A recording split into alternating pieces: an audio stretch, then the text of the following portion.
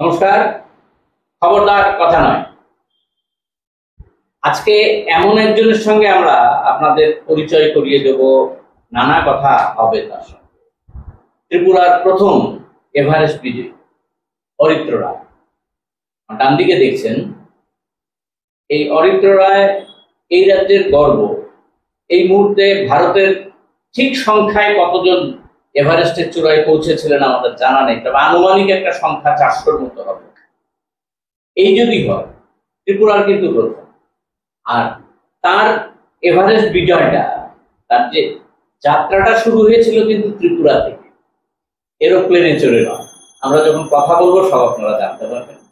এর আগে খবরদার কথা নয় অত্যন্ত আনন্দিত এবং তার জন্য গর্ব অনুভব করছে। সেজন্য খবরদার কথা নয় পক্ষ থেকে একটা শুভেচ্ছা বিনিময় হবে।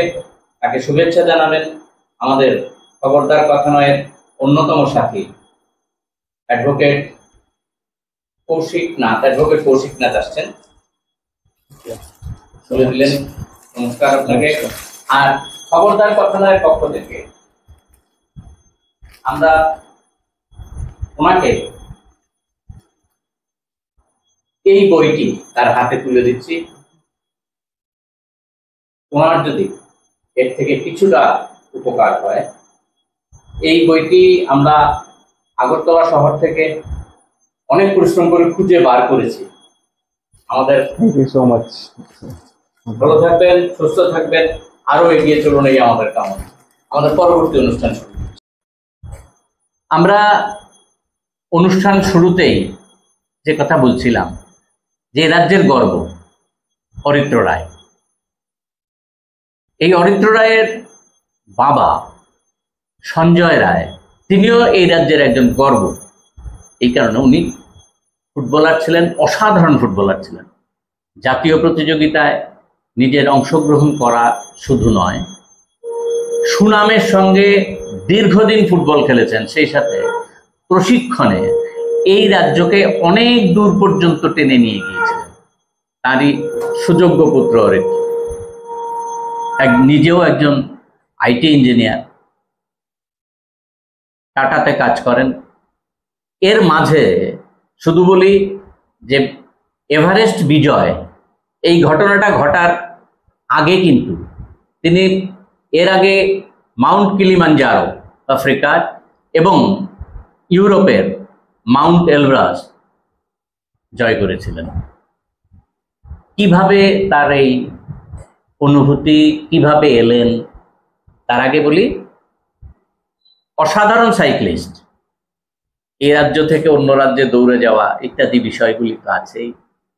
একই সাথে উনি একজন ম্যারাথন রানার, অর্থাৎ মাল্টিপল প্রতিভার অধিকারী।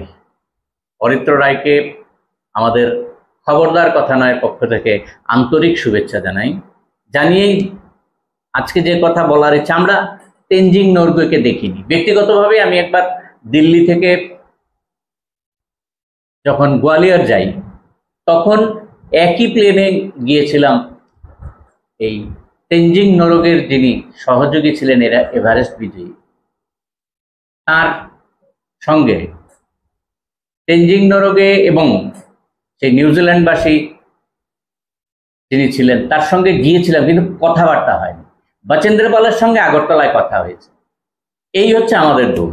এবার অরিত্রকে পেয়ে ৮,৮৪৯ মিটার উঠে যাওয়া তরতর করে এই বিষয়টা আমরা জানব। প্রথমেই আপনাদের বলে রাখি, আগরতলা থেকে কাঠমান্ডু চলে গেলাম, নেপালের রাজধানীতে প্লেনে চলে গেলাম, ঘটনাটা কিন্তু তা হয়।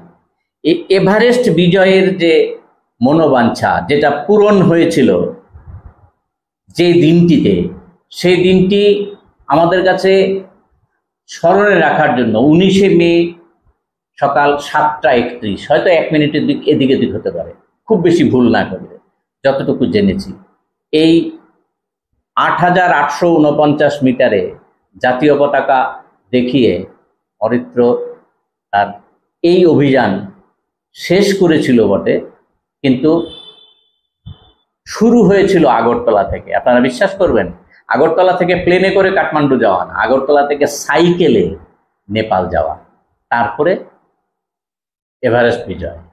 আমরা সরাসরি এত কথা আর আমি বলছি না, কথার মাঝে অনেক কথা হবে। অরিত্র রায়ের কাছে ত্রিপুরা রাজ্যের মানুষ জানতে চায় সাইকেল আরোহণ থেকে শুরু করে এই অভিযানটা শুরু হয়েছিল আগরতলা থেকে কিভাবে, হঠাৎ করে এটা কি মনে হলো? প্লেনেও তো যাওয়া যেতে পারতো। প্লেনেও যাওয়া যেতে পারতো, কিন্তু আমি সাইক্লিং আর ম্যারাথন অ্যাড করেছি এটাকে ইউনিক বানানোর জন্য এক্সপেডিশনটাকে। মেইন কারণ ছিল সাইক্লিং, মাউন্টেনিয়ারিং, ম্যারাথন তিনটে একই সাথে কোনো ইন্ডিয়ান এখন পর্যন্ত করে উঠতে পারেনি, বা কেউ হয়তো চেষ্টা করেনি। তো আমার ইচ্ছে ছিল যে ত্রিপুরার নাম যখন মাউন্ট এভারেস্টের উপরে নিয়ে যাব, এটার সাথে একটা ইউনিক একটা ফিট জড়িত হোক, যেটা ইন্ডিয়া থেকেও কেউ করেনি, যাতে ত্রিপুরাকে মানুষ আরও বেশি করে জানতে পারুক, চিনতে পারুক, যাতে ত্রিপুরা থেকেও এরকম এন্ডিওরেন্স স্পোর্টসে অনেক অ্যাথলিট আছে। এই আগরতলা থেকে কবে যাত্রা শুরু হয়েছিল সাইকেলে? মার্চ 16। 16 মার্চ। কি ছিল আমার আগরতলা থেকে নেপাল পৌঁছাতে, যেখানে আমি এক্স্যাক্টলি গিয়েছিলাম ফাপলু, আমার মোটামুটি লেগেছিল 21 দিন। তো 21 দিনের মধ্যে আমার রুটটা ছিল, আমি ফার্স্ট দিন গেলাম এখান থেকে আমবাসাতে আমি একটা রাত স্টে করলাম।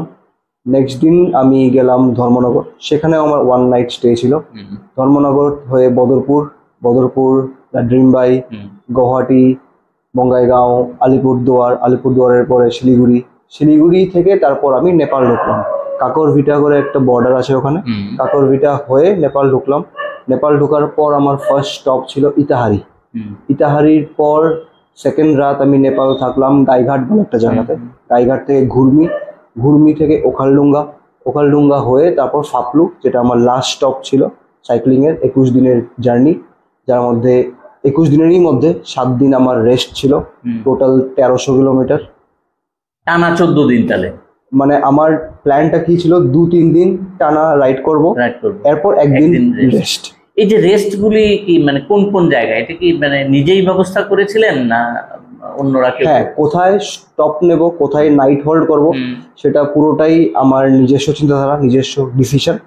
মোটামুটি যেহেতু আমি জানতাম 1300 থেকে 1400 কিলোমিটারের মতো একটা ডিস্টেন্স হবে, তো আমার টার্গেট ছিল প্রত্যেক দিন 80 থেকে 100 কিলোমিটার মতো রাইড করার। হ্যাঁ, প্রত্যেক দিন। তো সেই 80 থেকে 100 কিলোমিটার বাদে যেটা ভালো শহর বা টাউন আসতো, আমি সেখানেই আগের থেকে ডিসাইড করে রেখেছিলাম যে এখানেই থাকবো। যদিও হোটেল আগের থেকে বা কোনো ক্যাম্প আগের থেকে বুক করা ছিল না, তো যেই জায়গাটা ভালো লাগতো সেই সময় গিয়ে তখন আমি সেটা বুক করে সেখানে। এই যে 18 মোড়া লংতরা, এগুলি অসুবিধা হয়নি? হ্যাঁ, নিশ্চয়ই অসুবিধা হয়েছে মানে এই ব্যাপারে চালিয়ে উঠতে হয়েছে, একটু টাইম নিয়েছি। বাট আমার টার্গেট এটাই ছিল যে সকাল তাড়াতাড়ি বেরিয়ে পড়বো, কারণ তখন প্রথম 2-3 দিন ভীষণ গরম ছিল। তো সকালবেলা আমি স্টার্ট করতাম আমার জার্নি মোটামুটি 5:30-6টা, যাতে 80 কিলোমিটার কি 100 কিলোমিটার আমি বিকেল 3-4টের মধ্যে শেষ করে নিতে পারি, মানে সন্ধ্যার আগে। এই পথটাই মানে নেপাল যে ডেস্টিনেশন পর্যন্ত সাইকেল কোনো রাস্তায় কোনো সমস্যা হয়নি? যে একদিন আমার খুবই সমস্যা হয়েছিল, অ্যান্ড সেটা স্পেসিফিক্যালি 5th ডেতে, যখন আমি বদরপুর থেকে লাড্রিমবাই যাই। বদরপুর থেকে লাড্রিমবাই বরাবরই রাতাছড়া সোনাপুর রাস্তাটা বরাবরই খারাপ থাকে। যখন আমি এখনো ঠিক হয়নি, যখন আমি বাস দিয়েও যেতাম গুয়াহাটি ছোটবেলা থাকতে, তখন থেকে দেখে আসছি রাস্তা তখন থেকে খারাপ, একই খারাপ। আর এখন আরো ভীষণ খারাপ ছিল, কারণ যেদিন আমি বদরপুর পৌঁছেছিলাম সেদিন প্লাস 2 দিন আগে খুব বৃষ্টি হয়েছিল, তার জন্য রাস্তা খুবই খারাপ ছিল। অ্যান্ড যার ফলে আমার গিয়ার সাইকেলের পেছনের যে গিয়ারটা থাকে, রিয়ার ডিরেলার বলি আমরা সেটাকে, তো সেটা নষ্ট হয়ে গিয়েছিল। অ্যান্ড অনেক চেষ্টা করলাম, একটা ট্রাক ড্রাইভার আমাকে খুবই হেল্প করার চেষ্টা করেছে, বাট যেটা হয়ে থাকে ট্রাকের পার্ট আর সাইকেলের পার্ট ম্যাচ হয় না, ওদের স্কিল সাইকেল ঠিক করার মতো ছিল না। তো অনেক চেষ্টা করলাম, তারপর আমি ঠিক করতে পারলাম না। তারপর আমি খুব লাকি ছিলাম যে ওখানে 2-3 জন বিএসএফ পার্সোনাল আমি পেয়ে গিয়েছিলাম। তো ওরা কি করলো, ওরা কিছু একটা ভাবে আমার যে পার্টটা বেঁকে গিয়েছিল সেটাকে সোজা করে আমাকে নিয়ারেস্ট একটা জায়গাতে, মানে যেখানে আমি পেতে পারি, খিলেরিহাট বলে একটা জায়গাতে, ওখানে পৌঁছে দেওয়ার একটা ব্যবস্থা করে দিল। তো সেখানে পৌঁছে যাওয়ার পর সাইকেল ঠিক করে তারপর বাকিটা পথ এগিয়ে গেলাম। বাট সেদিন অ্যাকচুয়ালি খুবই কষ্ট হয়েছিল। এরপর যদি আমি মনে করতে পারি, একদিন আমার সাইকেল পাংচার হয়েছিল, বাট সেটা সাধারণ ব্যাপার, সেটা পাংচার হতেই পারে। সেটা একদিন কিছুক্ষণের জন্য একটু প্রবলেম হয়েছিল। আর বাকি তেমন কিছু মেকানিক্যাল প্রবলেম সাইকেলের তরফ থেকে আমি ফেস করিনি। শারীরিক আমি ফেস করিনি, একদমই ফেস করিনি পুরো 2.5 মাসে, যেটা আমি বলবো মিরাকেল বলবো কি ভগবানের দয়া বলবো। বাট অ্যাকচুয়ালি আমি কিছু শারীরিক দুর্বলতা বা উইকনেস ফেস করিনি।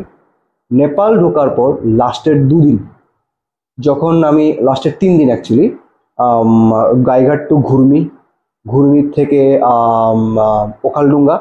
ওখালডুঙ্গা থেকে ফাপলু, এই 3 দিন মানে টেরেন হিসেবে খুব ডিফিকাল্ট ছিল। গাইঘাট টু ঘুর্মি বলতে পারা যায় যে রাস্তা ছিলই না, টোটালি মাটি রাস্তা ছিল, লুজ রক্স ছিল, গ্রেভেলস ছিল। তার জন্য আমাকে সাইকেল চালিয়ে ওঠাটা খুবই ডিফিকাল্ট ছিল। তো সাইকেলকে আমি সাথে হাতে নিয়ে চলে গেলাম। তারপর ঘুর্মি পৌঁছাবার পর ঘুর্মি টু ওখালডুঙ্গা থেকে ফাপলু রাস্তা ভালো, বাট খুবই চড়াই ছিল। যেমন ঘুর্মির লেভেল আমি যদি এক্সাম্পল দিয়ে বলতে পারি, ঘুর্মির হাইট ছিল 1150 ফিট, অ্যান্ড সেই জায়গাতে ওখালডুঙ্গার হাইট হলো 7000 ফিট। তো সাইকেল করে একই দিনে মোটামুটি 5500 ফিট ক্লাইম্ব চড়া খুবই ডিফিকাল্ট ব্যাপার। অ্যান্ড ডিস্টেন্স ছিল 40 কিলোমিটার। অ্যান্ড বিশ্বাস করতে পারবেন না, 40 কিলোমিটার আমার ট্রাভেল করতে বা সাইকেল নিয়ে যেতে আমার টাইম নিয়েছি আমি মোটামুটি 8 ঘন্টা, মানে ঘন্টায় সাইকেলে 5 কিলোমিটার। অ্যান্ড সেম জিনিসটা হয়েছিল ওখালডুঙ্গা থেকে ফাপলু পৌঁছাবার সময়, তখনও ভীষণ চড়াই ছিল। অ্যান্ড সেই ডিস্টেন্স ছিল 40 থেকে 50 কিলোমিটার, বাট টাইম লেগেছিল আমার 8 থেকে 9 ঘন্টা। এই 3টে দিন টেরেন হিসেবে খুব ডিফিকাল্ট ছিল। আমরা প্রথম পর্যায়ে রয়েছি। আপনারা দেখুন যে সাইকেলে অরিত্র রায়ের সাইকেলে যাওয়ার জায়গাটা আমরা আপনাদের ভিডিওতে দেখানোর চেষ্টা করছি।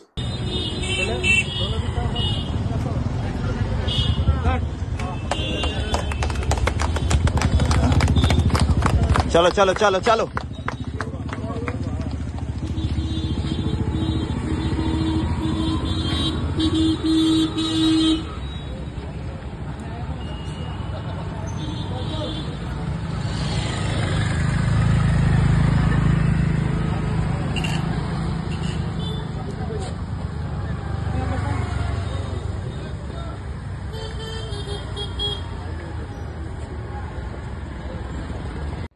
Day 22, 7 hours 34 minutes, 53 kilometers.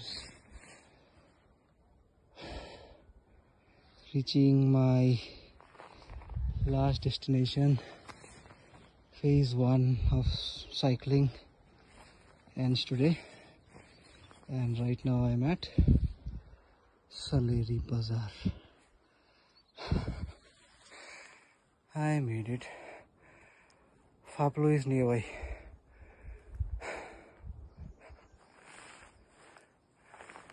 Let me have my lunch. I'll reach Faplu. Phase 1, 1300 kilometers of cycling ends today in few more kilometers.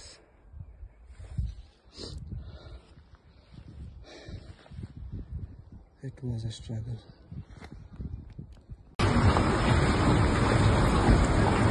Day 4 and the condition of the road.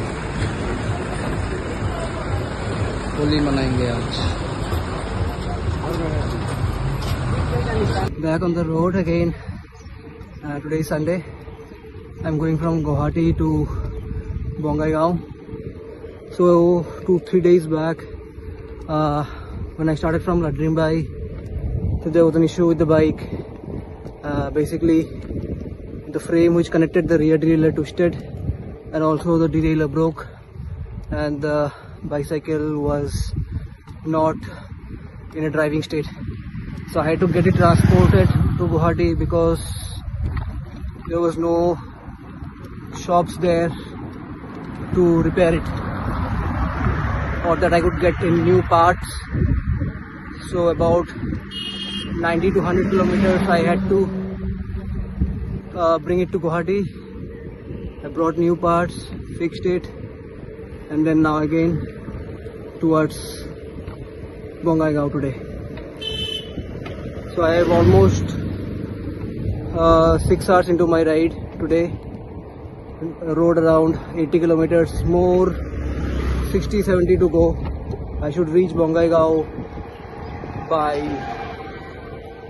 4 o'clock hopefully.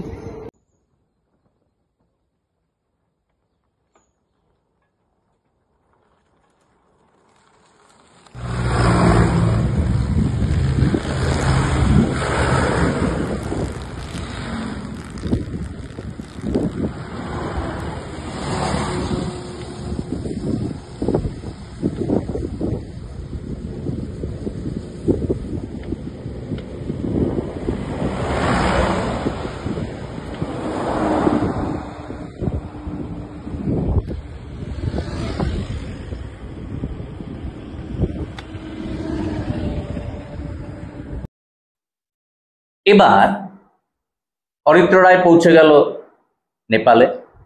নেপালে পৌঁছে যাওয়ার পরে সেখানে base camp একটা থাকে। এবার base camp থেকে অরিত্র রায়ের কাছে জানতে চায় ত্রিপুরার মানুষ, বেস ক্যাম্প থেকে তার শুরু। তো সাইকেল করে আমি পৌঁছালাম। আমরা বলে রাখি, আমরা মাঝে মাঝে আপনাদের ওর যাওয়ার যে শুরু বেস ক্যাম্প থেকে এভারেস্টে যাওয়ার প্রায় প্রত্যেক জায়গাতে আমরা কিছু কিছু ভিডিও আপনাদের সামনে দেওয়ার চেষ্টা করছি। তো আমি সাইকেল দিয়ে ফাপলু পৌঁছলাম 6 এপ্রিল। 7 এপ্রিল থেকে সাইক্লিং ফেজ শেষ, ট্রেকিং ফেজ স্টার্ট। তো পৌঁছলাম গিয়ে প্রথম দিন সুরকে হয়ে চৌরি খারকা বলে একটা জায়গা আছে, সেখানে ফার্স্ট নাইট হল ছিল। চৌরি খারকা থেকে নেক্সট আমরা গেলাম আমি আর আমার শেরপা। শেরপা কে ছিলেন? শেরপার নাম ছিল কর্মা শেরপা। কর্মা। তো এটা তো এই কর্মা শেরপার নাম অনেকবার শোনা গিয়েছে, এর আগে অনেকের কাছেই শোনা গিয়েছে। উনি কি খুব মানে এই জায়গায় যাওয়া খুব পারদর্শী লোক? না, কর্মা শেরপা আমার যে শেরপা ছিল উনি দুবার আগে এভারেস্ট সামিট পর্যন্ত গিয়ে এসেছে।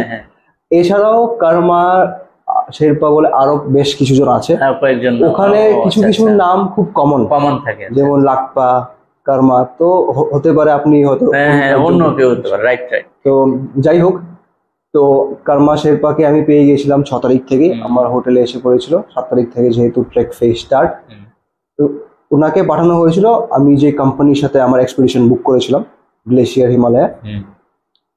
তো 7 তারিখ থেকে স্টার্ট হলো। 7 তারিখ আমরা গিয়ে পৌঁছলাম চৌরি খারকা। চৌরি খারকা থেকে আমরা গেলাম চৌরি খারকা মোটামুটি 9000 ফিট হবে, 9000 মিটার বলবো না, 9000 ফিট। চৌরি খারকা থেকে আমরা গেলাম নামচে বাজার। নামচে বাজার সবটাই তো ক্লাইম্বিং, সবটাই এটাকে ট্রেকিং ফেজ বলা যায়, কারণ এখানে কিছু রাস্তা আছে। টেকনিক্যালিটি কিছু নাই, রাস্তা বলে কিছু নাই, মাটি রাস্তা আর স্টোনস, আপ এন্ড ডাউন, মাঝখানে স্টেটস কিছু পাওয়া যায়। তো চৌরি খারকা টু নামচে বাজার থেকে চলে গেলাম আমরা টেংবোচে থেকে চলে গেলাম ডিংবোচে থেকে লবুসে। এখানে একটা জিনিস অ্যাড করব, ডিংবোচেতে 2 রাত থাকতে হবে, বাকি জায়গাগুলো তো 1 নাইট, বা ডিংবোচেতে 2 নাইটস সবসময়। এটা একটা পার্ট অফ দ্য আইটিনারি। কেন? ডিংবোচের হাইট ক্লোজ টু 14,500 ফিট। তো এটাকে বলা হয় ফার্স্ট অ্যাক্লামাটাইজেশন, একটা পয়েন্ট বলা হয়। তো ওখানে একটা জিনিস অ্যাড করা হয় আইটিনারিতে। সেকেন্ড ডেতে of the stay in at Dingboche mount Nangkartshang বলে একটা পিক আছে, 5083 মিটার। তো সেখানে আমাদেরকে নিয়ে যায় সেকেন্ড ডেতে। ওটাকে ক্লাইম্বিং শুরু হয়ে গেল। হ্যাঁ, ওটা একটা পার্ট অফ অ্যাক্লামাটাইজেশন, 5083 মিটার। তো ওখানে আমরা সেকেন্ড ডে যাই, আমি আর কর্মা যাই। তো সেটা আমার ফার্স্ট বলবো ছোট summit, but part of a summit acclimatization peak. তো ডিংবোচেতে 2 রাত থাকার পর আমরা চলে যাই লবুশে বলে একটা জায়গাতে। লবুশেতে 1 নাইট থাকি। লবুশের থেকে আমরা চলে যাই গোরাকশেপ। গোরাকশেপ থেকে চলে যাই বেস ক্যাম্প। তো বেস ক্যাম্পে পৌঁছাই গিয়ে আমরা 15ই এপ্রিল 17,500 ফিট। লেবুশেতে কবে? মাউন্ট লবুশেতে লেবুশেতে? মাউন্ট লবুশের ব্যাপারটা আমি আসছি। হ্যাঁ। মাউন্ট লবুশের ব্যাপারটা হলো মাউন্ট এভারেস্ট একইবারে ক্লাইম করা যায় না, কারণ বডি মধ্যে সেই অ্যাকাস্টম হওয়ার ব্যাপারটা আস্তে আস্তে আসে ওয়েদারের সাথে, হাইটের সাথে। কারণ 29,000 ফিট ওয়ান শটে যাওয়া মানে কমিটিং সুইসাইড। তো প্রথমে আমাদেরকে একটা অ্যাক্লামাটাইজেশন পিকে নিয়ে গেল, যেটা হলো মাউন্ট নাংকারসাং বললাম, 5,083 মিটার। আচ্ছা আচ্ছা। এরপর গ্র্যাজুয়ালি হাইট ইনক্রিজ করা হয়। তো আমরা বেস ক্যাম্প যখন পৌঁছে যাই 15 তারিখ, 15 তারিখের পর 2 দিন রেস্ট থাকে আমাদের, 16-17 কমপ্লিট রেস্ট। 18 তারিখ আবার ব্যাক করি আমরা বেস ক্যাম্প থেকে। বেস ক্যাম্প থেকে আমরা ব্যাক করে যাই, নিচে নেমে যাই, কারণ লবুশে ভিলেজটা, গ্রামটা একটু নিচে। বেস ক্যাম্পের হাইট 17,500, লবুশে গ্রামটার হাইট ক্লোজ টু 16,500 কি 17,000 ফিট। তো আমরা আবার বেস ক্যাম্প থেকে ফিরে আসি 18 তারিখ গোরাকশেপ হয়ে লবুশে গ্রামে। 18 তারিখ ফিরলাম। 18 তারিখ আমরা লবুশেতে থাকলাম গ্রামে। 19 তারিখ লবুশে গ্রাম থেকে উঠে গেলাম আমরা Lobuche high camp, mount Lobuche high camp. সেটার হাইট ক্লোজ টু 5,700 মিটার, আর মাউন্ট লবুশের হাইট হলো 6,119 মিটার। তো 20 তারিখ সকাল 3:30 নাগাদ আমি আর আমার Sherpa কার্মাদাই Mount Lobuche high camp থেকে মাউন্ট লবুশে পিকে পৌঁছাবার, সামিটে পৌঁছাবার পুশ করি। এই 3:30টার সময় স্টার্ট করে আমরা উপরে পৌঁছেছি, মাউন্ট লবুশের উপরে পৌঁছেছি 6:30 AM নেপাল টাইম। তারপর আবার ব্যাক করলাম মাউন্ট লবুশে হাই ক্যাম্প। 3 ঘন্টা, প্রায় 3.5 ঘন্টা লেগেছে। হ্যাঁ, উপরে উঠতে 3.5 ঘন্টা লাগলো। ওপর থেকে আবার মাউন্ট লবুশে হাই ক্যাম্পে নিচে নেমে এলাম। তারপরে ওখানে কিছু ব্রেকফাস্ট করার পর মাউন্ট লবুশে হাই ক্যাম্প থেকে আবার লবুশে গ্রামে নামলাম। লবুশে গ্রামে কিছুক্ষণ রেস্ট করার পর আবার back to base camp 20th। তো এটা হলো একটা সেকেন্ড অ্যাক্লামাটাইজেশন রোটেশন। বারবার বেস ক্যাম্পে আসতেই হয়, কারণ বেস ক্যাম্পটা যদি এদিকে থাকে, হাতের ডান দিকে থাকে, লবুশে গোরাকশেপ সব হাতের বাঁ দিকে, আর বেস ক্যাম্প হয়ে মাউন্ট এভারেস্ট যেতে হবে। এই যে 4টে ক্যাম্প বা 5টা ক্যাম্প ইত্যাদি, এগুলি কি বেস ক্যাম্পে বারবারই ফিরতে হয় না কোনো ক্যাম্প থেকে ক্যাম্পে সরাসরি? তো আপনি যেই ক্যাম্পের ব্যাপারে বলছেন 4টা ক্যাম্প, এগুলো বেস ক্যাম্পের উপরে। বেস ক্যাম্প হলো মেইন সবার সব কোম্পানি একত্রিত হওয়ার জায়গা, একটা মিড পয়েন্ট যেখানে সবাই গ্যাদার করে, সবকিছু ফ্যাসিলিটি ওখানে পাওয়া যায়। তারপর camp 1, camp 2, camp 3, camp 4, summit. ক্যাম্পেও কি এরকম ফ্যাসিলিটিস থাকে? ওপরে যে ক্যাম্পগুলো থাকে সেগুলো টেম্পোরারি সেটেলমেন্ট। আচ্ছা। প্রত্যেকটা বেস ক্যাম্পও temporary settlement, but base camp খুব বড় জায়গা। বাট বাকি যে ক্যাম্পগুলো সেগুলো উপরে শেরপাড়া সেট আপ করে কিছুদিনের জন্য। যখন জাস্ট আমরা যাচ্ছি, রাতটা থাকলাম, সেই কিছু ঘন্টার জন্য সেট আপ করলো। তারপরে আমরা পরের দিন যখন ক্যাম্প 1 থেকে ক্যাম্প 2 মুভ করি, সেই ক্যাম্পটা আবার থাকে না। তো এগুলো একদমই টেম্পোরারি সেটেলমেন্ট। সাধারণ মানুষ যেটা জানতে চায় তার আগে আপনাদের বলি, এই যে টোটাল যে মাউন্ট লাবুশে পর্যন্ত পৌঁছলেন তারা, এটা একটা সাংঘাতিক অভিজ্ঞতা। সামনে গ্রাম, এটা হচ্ছে কি একটা মানসিক সাংঘাতিক শক্তি না থাকলে, লক্ষ্য যদি স্থির না থাকে অসম্ভব। কারণ গ্রামে মানুষজন আছে, একটু রেস্ট নিতে গিয়ে নিজের শরীরটাকে এলিয়ে দেওয়া ইত্যাদি বিষয়গুলি সেখানে খুব একটা দিতে পারা যায় না, কিন্তু টানে শরীর। এই যে জায়গাটাতে আপনারা দেখুন, আমরা কিছু ভিডিও জোগাড় করেছি আর ওইখানকার অবস্থান।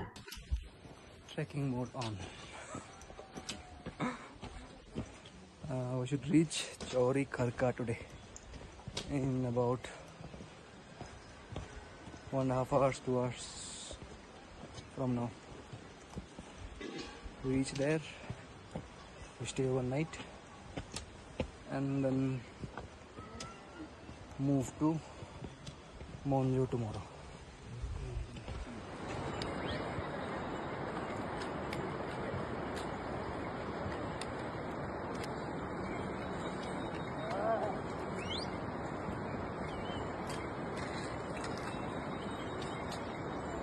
Hello, day 25th and the third day of trekking. I'm going towards Kumjung today.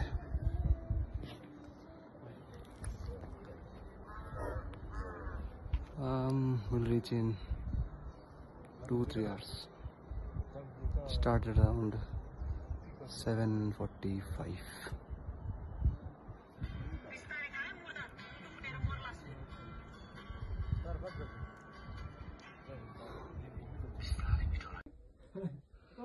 It's 12 o'clock right now. I've reached Tengboche. So this is the Tengboche monastery. So the plan is to do some puja if it is open, but if it's not open, we will hit Pangboche in an hour from now. I think it's closed. Closed? Closed.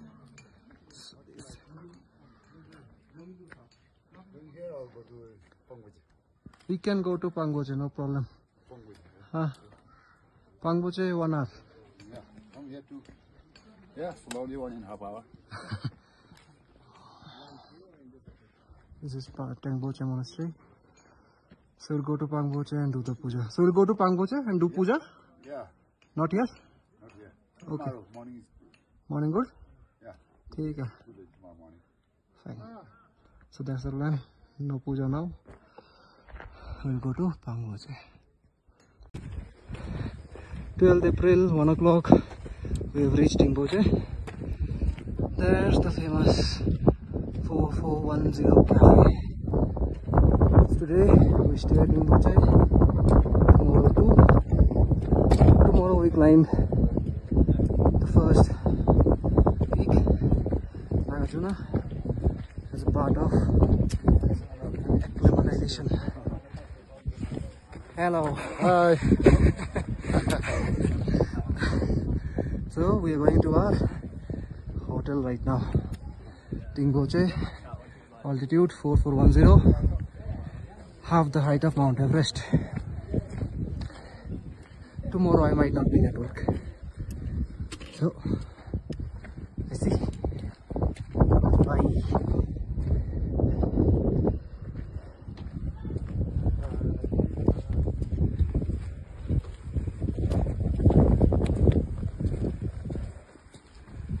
Don't go by the sun. It's cold here. So 13th April 2025. Abhi our time 9:46. I am top of Nangkarsang Peak. First of the 3 peaks that I have to climb in this expedition. One done. The height is 5083 meters. So अभी क्या करना है? Apple खाओ, नज़ारे देखो. Many are still climbing up. That is Mount Amadablam. उसका नाम फिर से भूल गया, क्या था वो? Mushroom Kankero. And this is the way to Loboshe that I'm going tomorrow.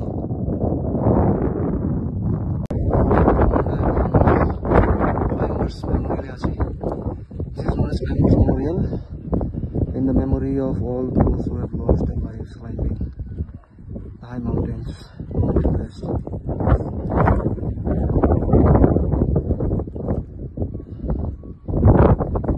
So this is the place.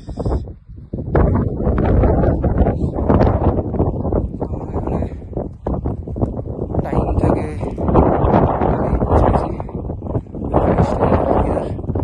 well before time.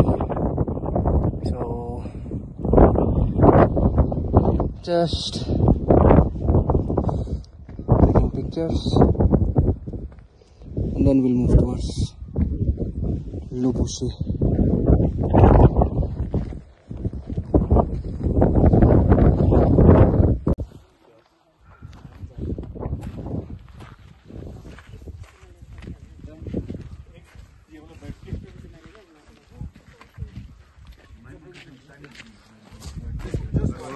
Second time.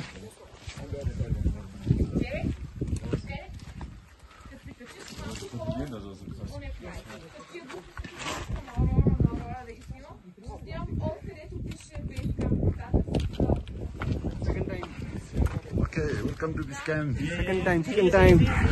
This time we both go to the top. That is our camp. Kushi, Glacier, Himalaya. Cause treks and expedition. That is Mount Everest base camp. Reached. Welcome to base camp. Thank you. Reached. 15th April 2025. This is Khumbu Ice Fall. And now the real struggle breaking. Mount Everest base camp. Everest second time is up there. From Agartala. And Khumbu Ice Fall we have to cross. Khumbu Ice Fall so many times during the rotation. The most notorious and famous one. Finally. Mount Everest is up there. Behind the cloud, 1300 kilometers of cycling from Agartala to Phaplu, and then about that will be my home for trek till May end here. Yeah, let's go. Hello. Chalo.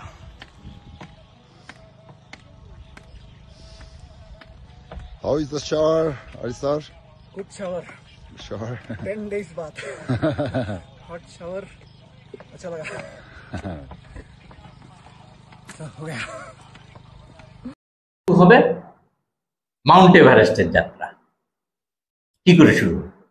তো Mount Everest যেটা আমি আগেই বলেছিলাম one শটে একইবারে যাওয়া যায় না। আচ্ছা, এখানে মানুষ কিন্তু একটা জিনিস জানতে চাইছে, এত দূর নামছেন উঠছেন, এটা সাংঘাতিক বিষয়, খাওয়া দাওয়ার বিষয়টা কি করে চলে? সেটাই যেটা আমি বললাম, মাউন্ট এভারেস্ট টিল আমি আবার বেস ক্যাম্প ফিরে যাচ্ছি, বেস ক্যাম্প পর্যন্ত পুরো কমার্শিয়ালাইজ রুট। কমার্শিয়ালাইজ রুট বলতে আমি বলতে চাই, ভেঙে বলতে চাই যে ওখানে ফ্রম কাঠমান্ডুই হোক কি ফ্রম ফাপলুই হোক, প্রপার খাওয়ার জায়গা, প্রপার থাকার জায়গা, যেটাতে ওরা ওদের ল্যাঙ্গুয়েজে টি হাউস বলে, প্রপার পাওয়া যায়। ওখানে টেন্ট পেতে থাকার কোনো মানে প্রশ্ন ওঠে না, ওখানে প্রপার থাকার জায়গায় আছে, টেন্ট পেতে থাকার কোনো মানে হয় না। তো বেস ক্যাম্প পর্যন্ত প্রপার সেটেলমেন্ট পাওয়া যায়, খাওয়ার কোনো প্রবলেম হয় না। একটা প্রবলেম হলো যতটা আমরা হাইটে উঠছি ততটা অনেকটাই দাম বেড়ে যায়। এরকম দাম বেড়ে যায় আমি বলছি, যে একটা জলের বোতল 1 লিটার জলের বোতল যদি কাঠমান্ডুতে হয়ে থাকে 50 নেপালি, সেটাই গোরাকশেপ যেটা মাউন্ট এভারেস্ট বেস ক্যাম্পের আগে লাস্ট ভিলেজ, সেখানে একটা জলের বোতলের দাম 1 লিটার 500 নেপালি। আর যদি সেটাকে গরম করে দেওয়া হয় এটা হয়ে যায় 800 নেপালি। তো এটাই হলো মানে একটা প্রবলেম, টাকার দিকে খুব প্রবলেম, টাকা অনেকটাই অ্যামাউন্ট বেড়ে যায়, খরচা বেড়ে যায়। বাট সেটাও জাস্টিফাইড, কারণ এই জিনিসগুলো হেলি বা ফ্লাইট দিয়ে যাচ্ছে না, পোর্টাররা কষ্ট করে নিয়ে চলে যাচ্ছে। তো ঠিক আছে, আমি আবার মাউন্ট এভারেস্ট থেকে ফিরে যাচ্ছি। তো মাউন্ট লবুসে ক্লাইম্ব করার পর মাউন্ট বেস ক্যাম্পে ফিরলাম। তো আমাদের এই মাউন্ট লবুসে ক্লাইম্ব করার পর বেস ক্যাম্পে ফিরেছি 20 তারিখ থেকে, এটা হলো এপ্রিল মাস, কারেক্ট এপ্রিল মাস 20 তারিখ থেকে এপ্রিল মাসের 30 তারিখ পর্যন্ত আমাদের কিছু কাজ নেই, ওখানে কোনো কাজ থাকে না, শুধু 1-2 ঘন্টার 2-3 দিন একটা রিফ্রেশার আইস ক্রাফট স্নো ক্রাফটের ট্রেনিং হয়, ল্যাডার ক্রসিং, জুমার করে উপরে ওঠা, র্যাপেল করে নিচে নামা, এগুলো একটা বেসিক একটা রিফ্রেশার কোর্স থাকে। যদিও আমরা কোর্সগুলো আগে করে এসেছি, আমি বেসিক মাউন্টেনিয়ারিং কোর্সে, অ্যাডভান্স মাউন্টেনিয়ারিং কোর্সে, বাট এটা একটা রিফ্রেশার একটা কোর্স থাকে। এছাড়া এই 10 দিন কোনো অ্যাক্টিভিটি থাকে না আমাদের বেস ক্যাম্পে। তো তখন আমাদের কোম্পানি আমাদেরকে বলে যে যতদিন বেস ক্যাম্পে আছো খাও দাও, এনার্জি রিস্টক করো, এনার্জি বাড়াও, কারণ যখন আমরা ওপরে পুশ করব তখন মানে খাবার দাবার অনেকটাই কমে যায়, উপরে শুধু ফ্লুইডস বা packed food, ready to eat food. তো এপ্রিল 21 থেকে এপ্রিল 30 পর্যন্ত আমরা বেস ক্যাম্পেই থাকি। আরেকটা ব্যাপার হলো যে এই যে ওপরে যখন যাই ক্যাম্প 1, 2, 3, 4 একই সাথে রুট ওপেন হয় না। প্রত্যেকটা সিজনে প্রথমে ক্যাম্প 3 পর্যন্ত বা ক্যাম্প 2 পর্যন্ত রুট ওপেন হলো, রোপ ফিক্সিং টিম যায় আগে, রুটটা ওপেন করে, অ্যান্ড আমরা ক্লাইম্বাররা বসে থাকি যে টপ পর্যন্ত কখন রুট ওপেন হবে। যখন আমরা শুনতে পারলাম যে ক্যাম্প 3 পর্যন্ত রুট ওপেন হয়েছে, তো মে মাসের 1 তারিখ আমাদের সেকেন্ড অ্যাক্লামেটাইজেশন রোটেশন স্টার্ট হয়।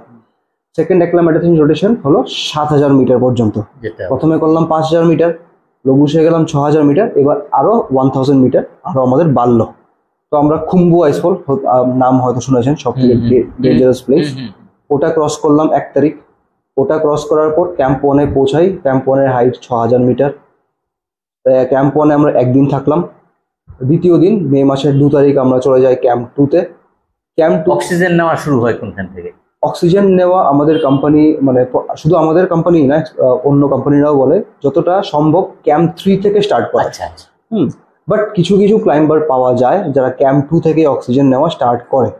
ডিপেন্ড করে সবার শারীরিক অবস্থা। তো যাই হোক, আমারও অক্সিজেন আমি ইউজ করেছি ক্যাম্প 3 থেকে। তো যেটা এই পর্যন্ত সমস্যা হয়নি। এই পর্যন্ত সমস্যা হয়নি।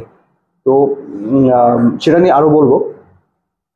তো হ্যাঁ, ক্যাম্প 2-তে পৌঁছালাম। ক্যাম্প 2-তে 2 রাত থাকার প্ল্যান, যেহেতু এটা আরেকটু বেশি হাইটে, 6500 metre.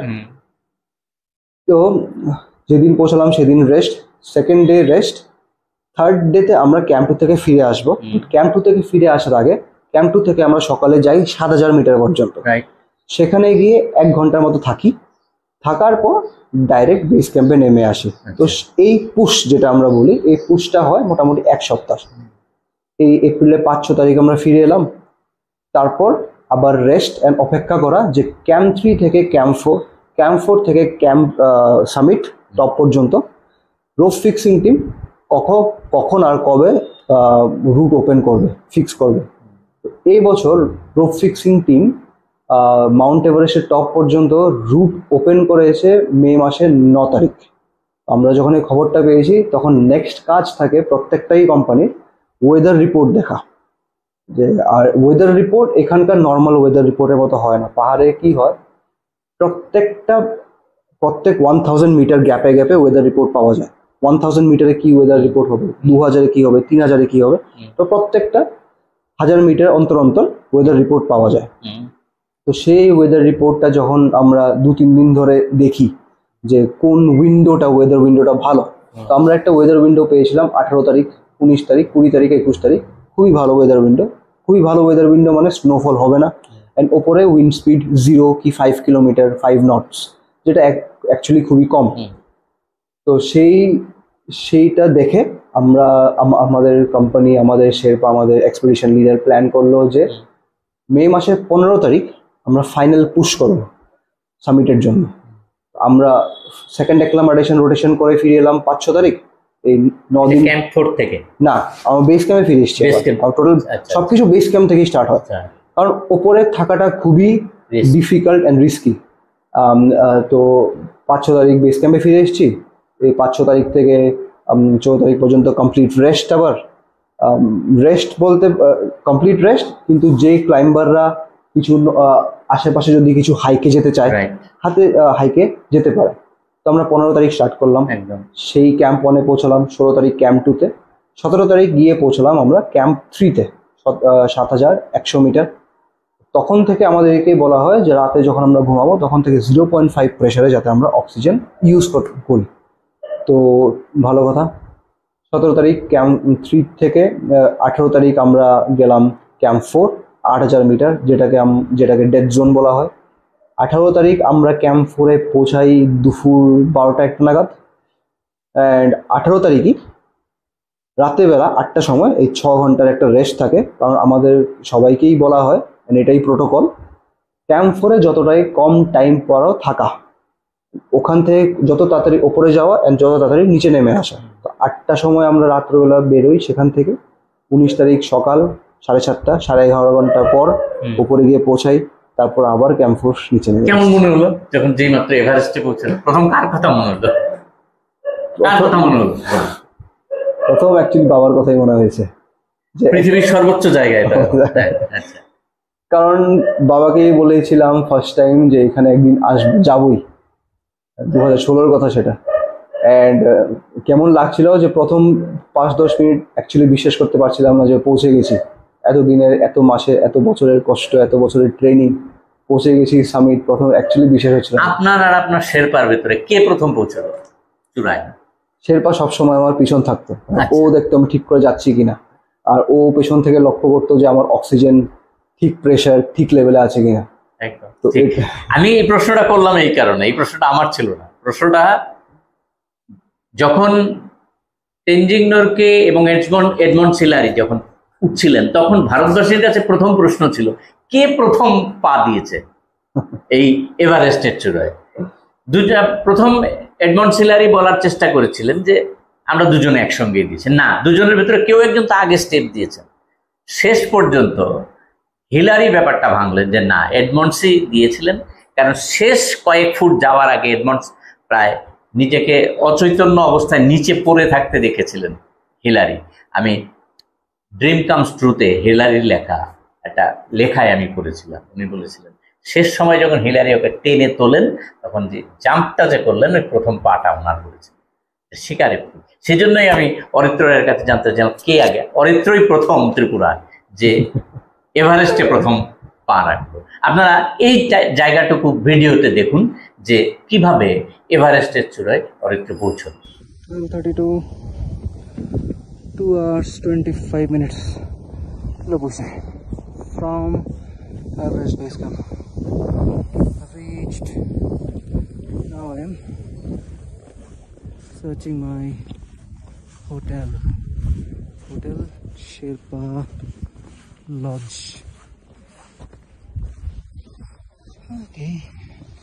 It was a good run, good practice run, but timing can be improved. चलो होटल खोजिए आगे।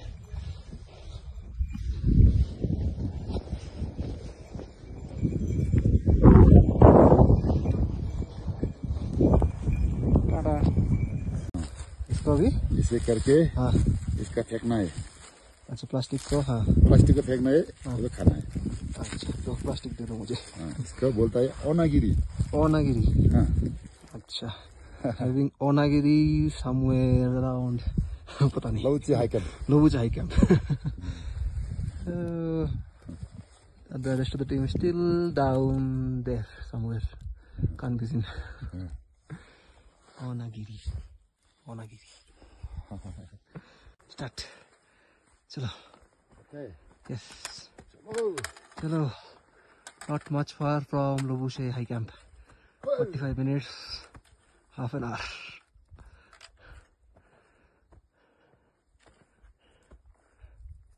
ठीक है, फेंक दो, मैं आ जाता हूँ।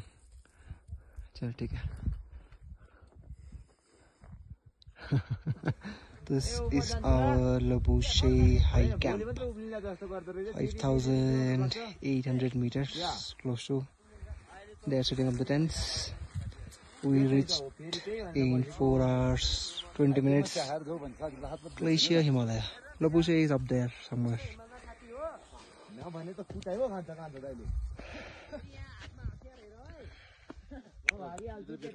हाँ बैठता हूँ। All okay so far. Tomorrow summit. Hopefully. Let me have my lunch and see them setting up the tents.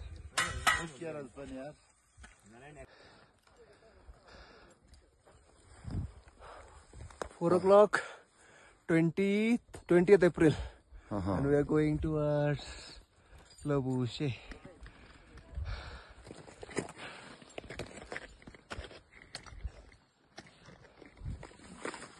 Chalo, chalo, chalo, chalo, chalo.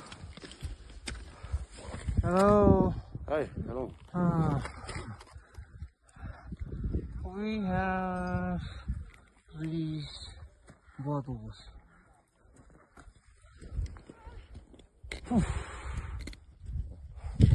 Ora, that conical shift. Mount Lobuche.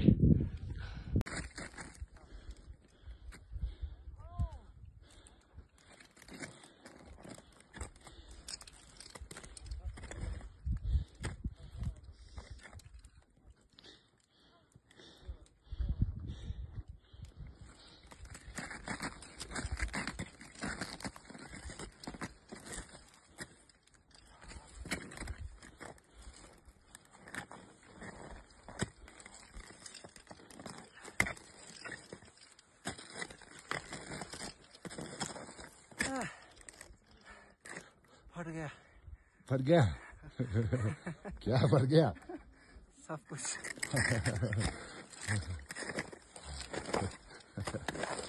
Okay okay good good good good good hello Haritra Roy 20th April 2025 I am top of Mount Lobushe East 6119 meters 2100 feet. There's the top. Made it. All fine. No oxygen needed as of now. Let's click some pictures. You wanna see the surroundings?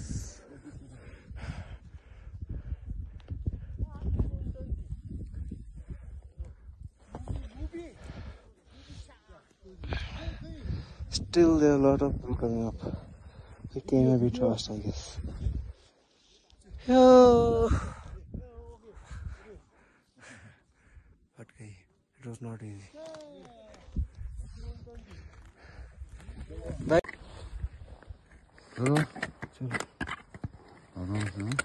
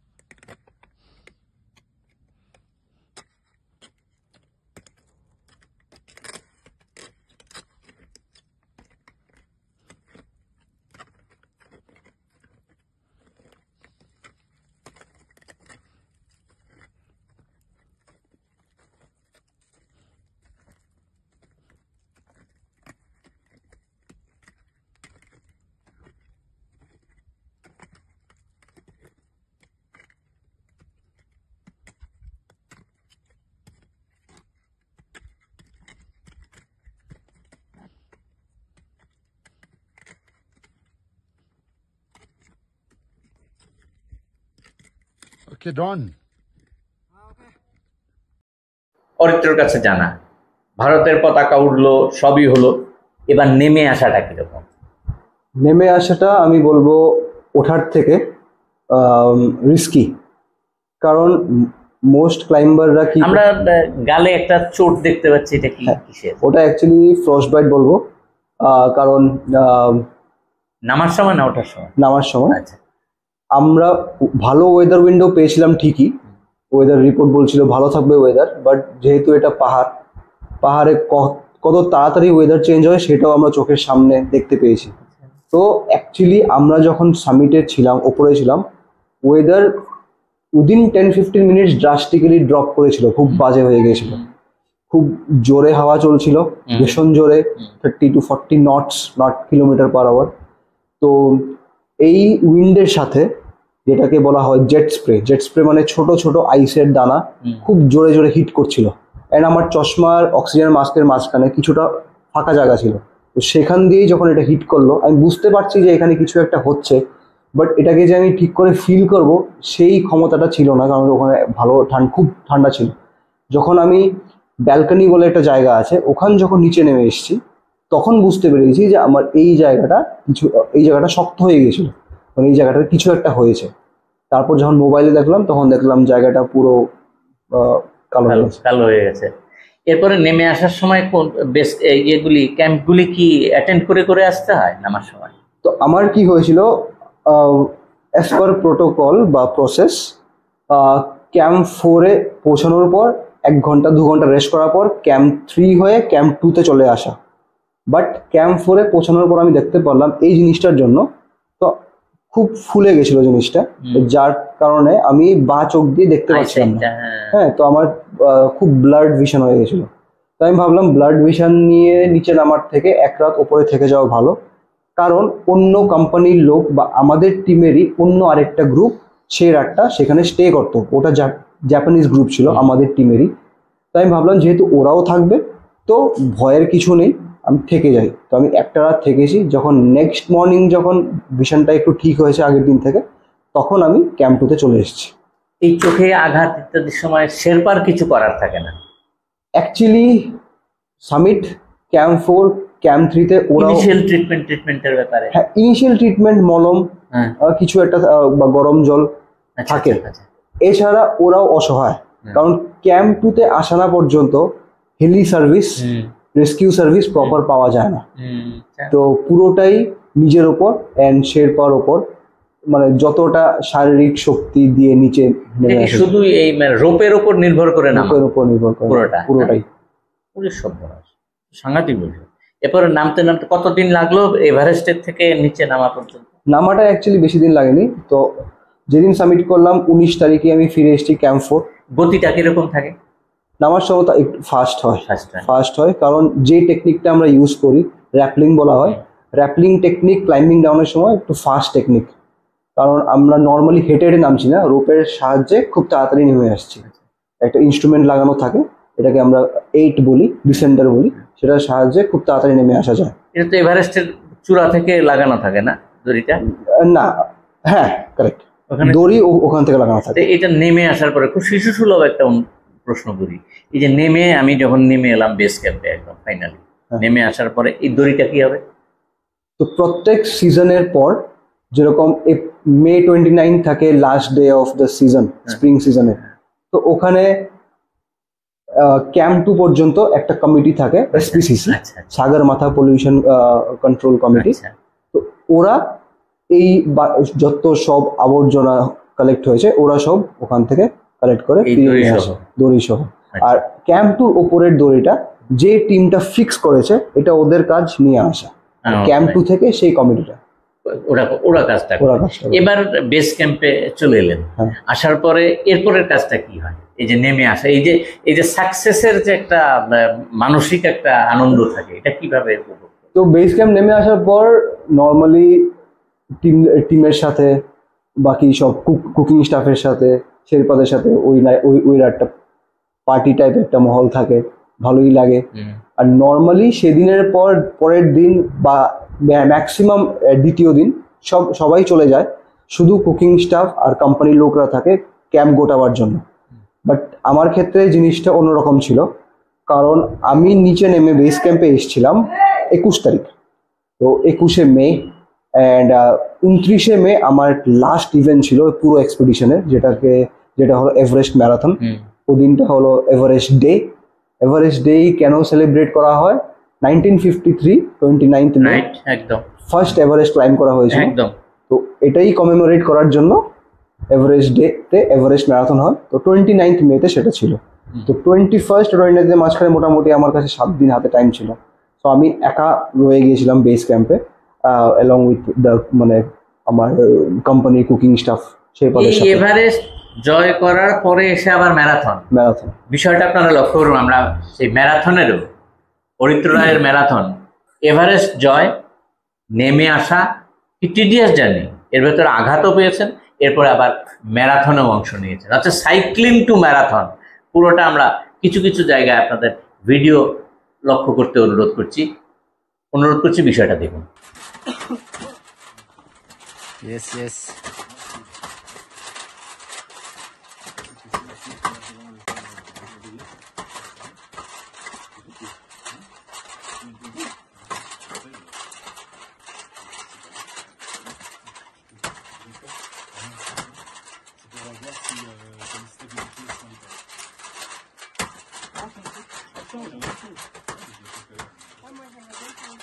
D'accord. Yeah. Tu vas te dire? Tiens, attends.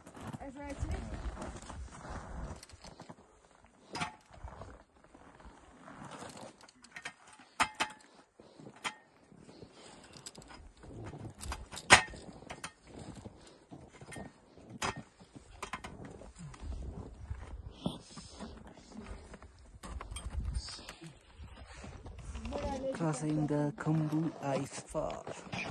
Hello. Hello. Okay. Daichi. Hello.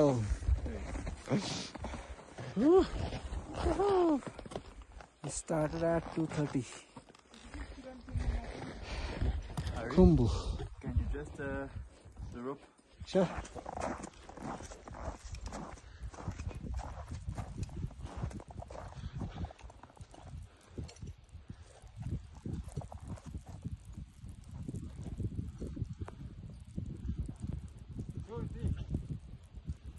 Jump, jump, jump.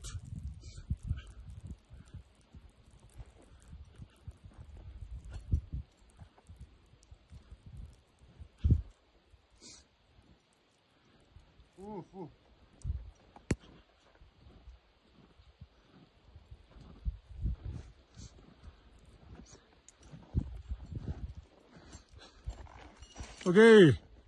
Lunch at Camp 2. Là, il y a des crevasses et c'est chaud. Là, il y a des crevasses et c'est chaud. C'est un endroit qui... Après, bon...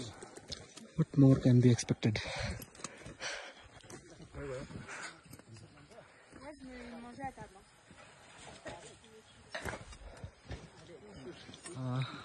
আমি এখন camp 2-তে আছি, মে 3rd। Camp 3 এর রুটটা দেখাচ্ছি, যেখানে আমরা কাল যাব। জুম ইন করছি, জুম ইন। সো এই যে লাইনটা, এই line through this rope, the climbers are going up till there. সেটা ক্যাম্প 3। বাট প্রবলেমটা হলো এই যে পার্টটা, a very big crevasse and এটা একটা বড়, খুবই বড় আইস ওয়াল, খুবই বড়। The route is actually very hard and dangerous. Looks like Camp 3 থেকে push up to Camp 4, এখানে হলো মাউন্ট এভারেস্ট। এই যে Mount Everest. It's a very, very, very long way to go. And খুব বড় যুদ্ধ। This crevasse, this ice wall. The route is actually very steep. Jumar, and Jumar. You see that? Climbers are going up. The fixing team is going up to fix the rope. কারণ এখনো summit পর্যন্ত root fix করা হয়নি। Till Camp 3 and up just হয়েছে। So yeah,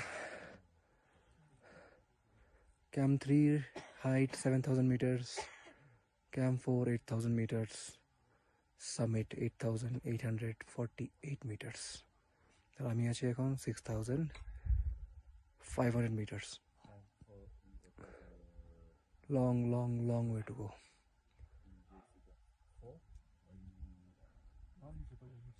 Let's see.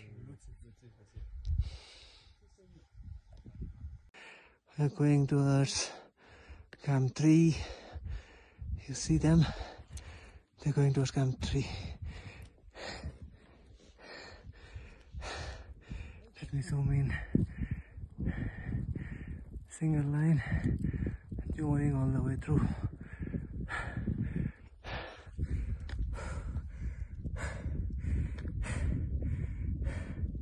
It's tough. It's a big ice wall.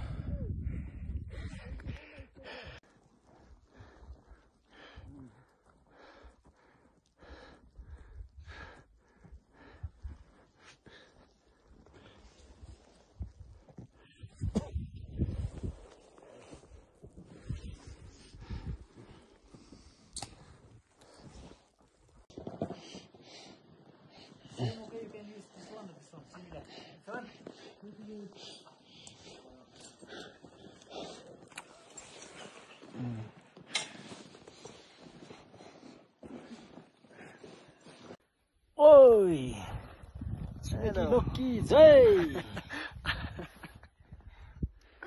Hello. Just reached Camp 3. Just পৌঁছলাম camp 3 12টা বাজে 8টার সময় বেরিয়েছি 4 ঘন্টা গুড স্পিড বাট ও মা huge inclination zooming all the way now having orange juice as of now এখনো oxygen use করিনি দেখা যাক কখন ইউজ করি that's our expedition leader hello oh my কি গরম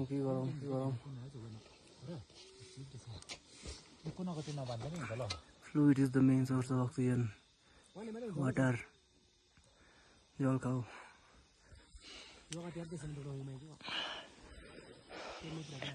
that's Camp 3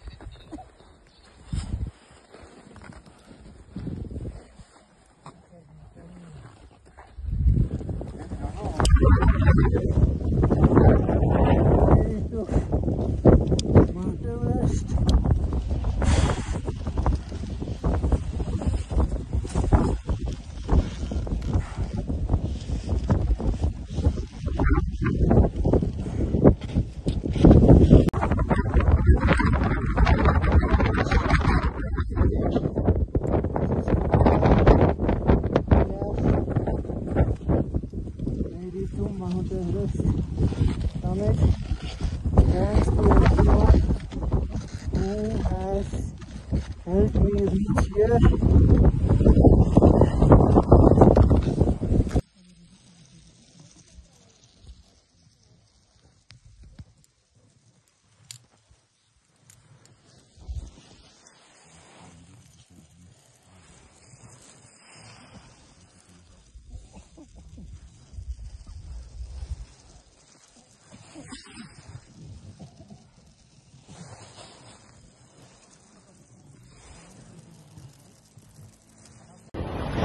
Such was the wind speed today. Then whiteout, then snowfall. I'll not say snowfall, it was more like ice fall. I got a frostbite just below my left eye. Hope it will be okay. I came down to Camp 4. I am not going down to Camp 2 today. Two of the members are going down to Camp 2. I'll go to Camp 2 tomorrow, that is 20th. Around 21st I'll reach base camp hopefully. Mountain. A kiss from Mount Everest. A kiss from Mount Everest.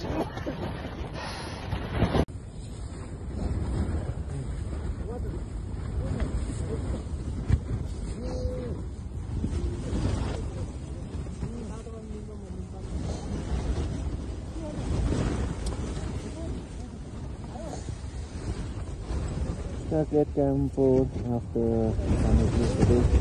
Weather very bad. So windy, speed up to 60-70 knots, and my eyes are paining a lot. Whatever happens, I'll go today down. Let's see.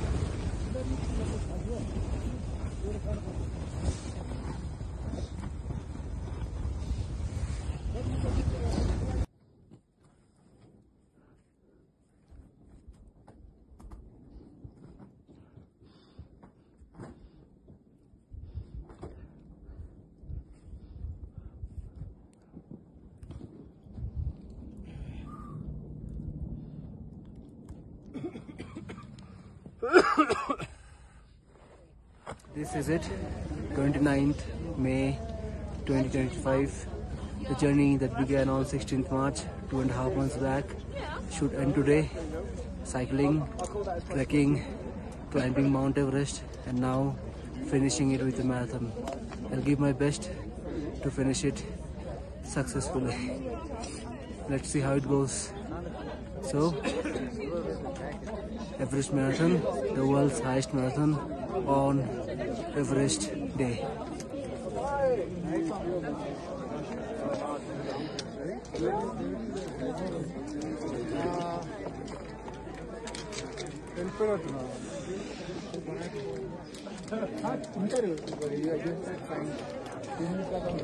Reached Tengboche Monastery in 6 hours. The cutoff time was 9 hours, 3 hours before. So from here to Namche, not much far.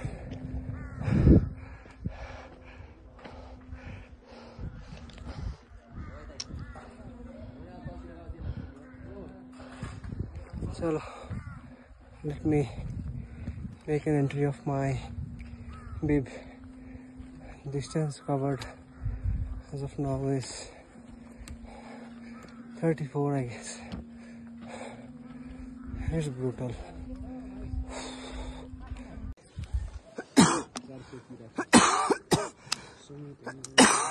Welcome to sir.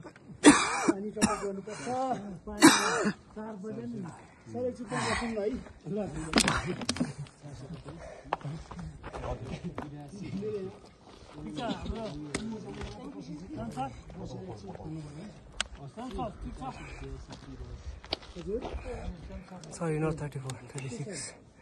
It's mentioned here. Let me show you. Sir ji, sir. Thoda sa.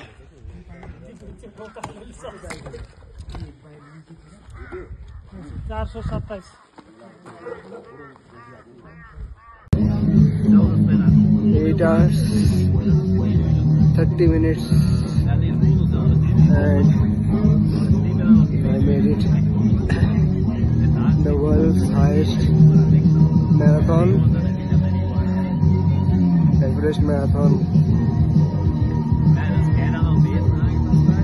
from Everest Base Camp to Namche Bazaar, 42 kilometers.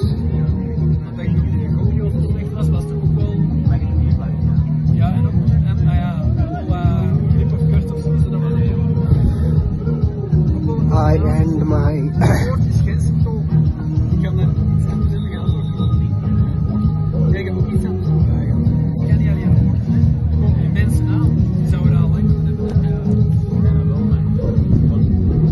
end my expedition, triathlon expedition here.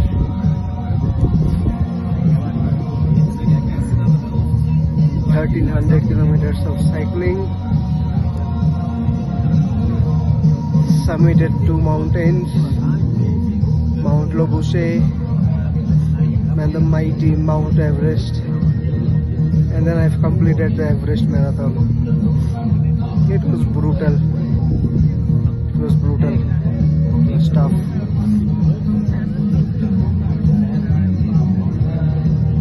I don't know how I've done all these 3 in the last 2.5 months. I've done it.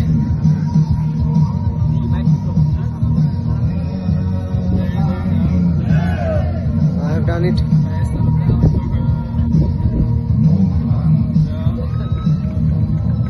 It was a long journey.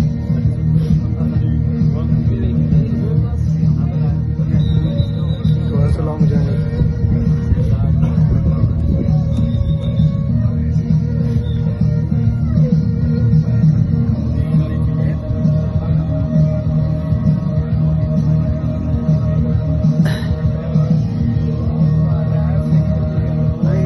I am out of words and I'm emotional.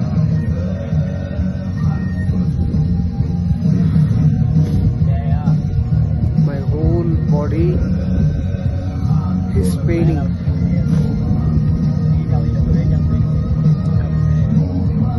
But I managed to push myself to the very end.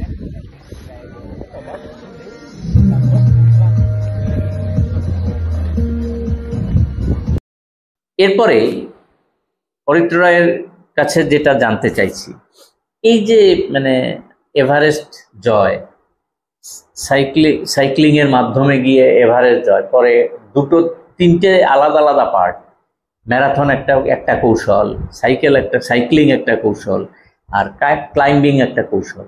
এই বিষয়গুলিতে একটা বিশাল আর্থিক বোঝা নিজের ওপর পড়ে বা অন্যরা সাহায্য করে।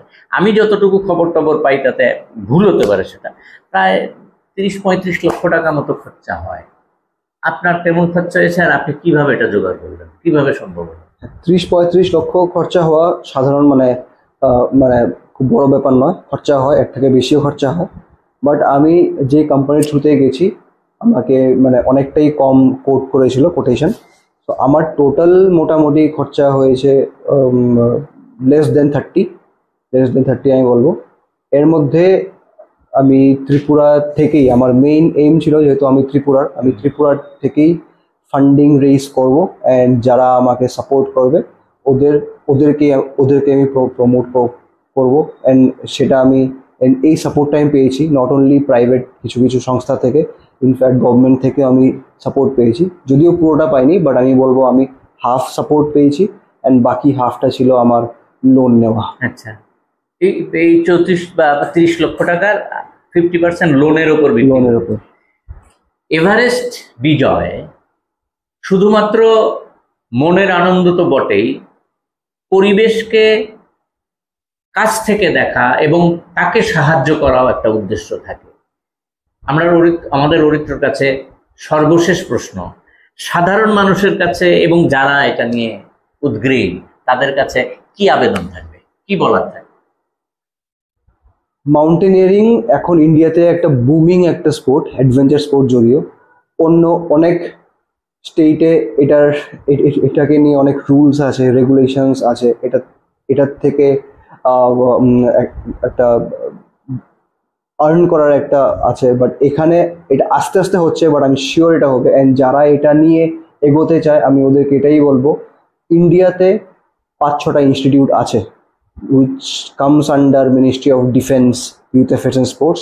ওগুলো থেকে ট্রেনিং নেওয়া, বেসিক মাউন্টেনিয়ারিং কোর্স করা, অ্যাটলিস্ট অ্যাডভান্সড মাউন্টেনিয়ারিং কোর্স করা। আর এগুলো করলে যে কোনো ট্রেক কোম্পানিতে চাকরি পাওয়া যায়, অ্যান্ড একটা কোয়ালিফিকেশান বাড়ে, একটা স্কিল বাড়লো যে আমি যখন এইসব নেচারের ভেতরে যখন যাব, জঙ্গলে যাব, পাহাড়ে যাব, তখন নিজেকে কি করে সেভ করা, অ্যান্ড এর সাথে সাথে এনজয় কি করে করা, আর বাকি 2-4টা লোক যখন আমার সাথে সাথে যাবে ওদের লাইফকে কি করে ঠিকভাবে ফিরিয়ে নিয়ে আসা, এই স্কিলটা শেখা যায়। অ্যান্ড এটাই বলবো যে, অ্যান্ড গভর্নমেন্টের কাছে এটাই বলবো যে ইউথদেরকে যাতে সাপোর্ট করা হয় মাউন্টেনিয়ারিং অ্যাক্টিভিটিতে, মাউন্টেনিয়ারিং স্পোর্টসে। কারণ এই রাজ্যে কি আছে কিছু মাউন্টেনিয়ারিং এর? এখন বড় বড় পাহাড় অবভিয়াসলি নেই, বাট হিলস আছে, ফরেস্ট এরিয়া আছে, ওয়াটারফলস আছে। এখানে কি মাউন্টেনিয়ারিং এর উপর ট্রেনিং করানোর সুযোগ আছে? সুযোগ আছে, কারণ basic rock climbing, basic climbing technique শেখার জন্য এত বড় বড় পাহাড় চাই না, তো সেখানেও যেতেই পারে। অ্যান্ড অনেক আনএক্সপ্লোরড জায়গা আছে ত্রিপুরাতে, এখানে ট্রেক করা সম্ভব। তো স্কোপ অনেক আছে, বাস উদ্যোগ নিতে হবে। একদম। আমরা খবরদার কথা নয়ের পক্ষ থেকে অরিত্র রায় এভারেস্ট বিজয়ী, রাজ্যের প্রথম যুবক, যার কাছে এই রাজ্যের সাধারণ মানুষের চাহিদা হচ্ছে এই এভারেস্টের যাওয়ার অগ্রণী ভূমিকা নেওয়ার ক্ষেত্রে যুবক সম্প্রদায়কে উৎসাহিত করা। সে কথাই উনি বললেন যে ইচ্ছে করলেই করা যায়, তার অনেক সুযোগও রয়েছে, এমনকি চাকরিরও অনেক ক্ষেত্রে সুবিধা আছে। সবচেয়ে বড় কথা, এই মুহূর্তে সামরিক বাহিনী থেকে শুরু করে যে কোনো আধা সামরিক বাহিনী, তারা প্রত্যেকেই এই ধরনের স্পোর্টসকে ব্যাপকভাবে সহায়তা করে। আমরা খবরদার কথা নয় পক্ষ থেকে তার এই এভারেস্ট বিজয়কে আবার অভিনন্দিত করছি এবং তার দীর্ঘ জীবন কামনা করছি। পরবর্তী পদক্ষেপ তার সঙ্গে আমাদের খবরদার কথা নয় থাকবে, এই আশা ব্যক্ত করে আজকের এই অনুষ্ঠান শেষ করছি। সবাই ভালো থাকবেন, সুস্থ থাকবেন, সকলকে